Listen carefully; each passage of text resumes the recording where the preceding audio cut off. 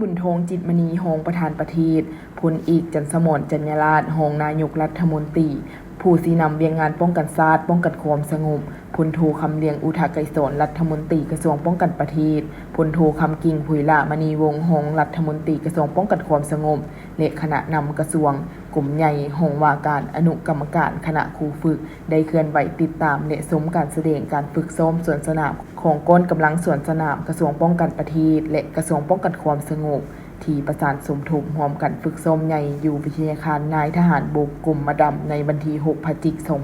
2025การฝึกซ้อมใหญ่ครั้งนี้เป็นครั้งที่2ของกำลังป้องกันประเทศป้องกันความสงบได้ประสานสมทบฝึกซ้อมสวนสนามร่วมกันโดยฝึกซ้อมแบบเต็มรูปแบบและสมจริงจุดประสงค์เพื่อรับประกันความพร้อมคุณภาพและความเป็นเอกภาพในด้านต่างๆให้เกการเข้าร่วมสวนสนามเฉลิมฉลองวันชาติที่2 ธันวาคม 50 ปีที่จะมาถึงในโมโมนี้ให้เต็มไปด้วยความหมายความสำคัญมีบรรยากาศฟดฟื้นและแสดงให้เห็นการเติบใหญ่ขยายตัวของประเทศชาติก็คือ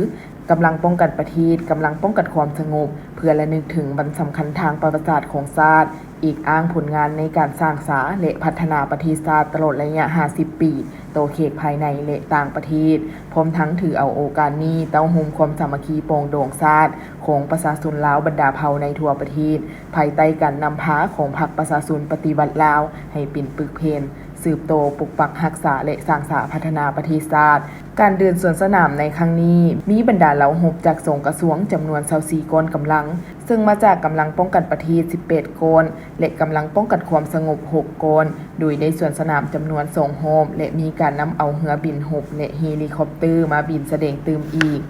โอกาสนี้ทานหงประธานประเทศได้แสดงความภาคภูมิใจและสมซื่อโตคณะรับผิดชอบและพนักงานหัดเอบสวนสนามทุกสหายที่ให้ความตั้งหน้าเอาใจใส่จัดตั้งปฏิบัติหัดเอบจนมีผลสำเร็จระยะเบื้องต้นมันได้แสดงให้เห็นความพยายามความอดทนและความรับผิดชอบสูงของแต่ละภาคส่วนพร้อมนี้ยังได้เน้นหนักให้ทุกภาคส่วนที่ได้รับการมอบหมายให้สืบโตแก้ไขปัญหาที่ยังบ่สอดคล้องเพื่อรับประกันในมือแสดงเท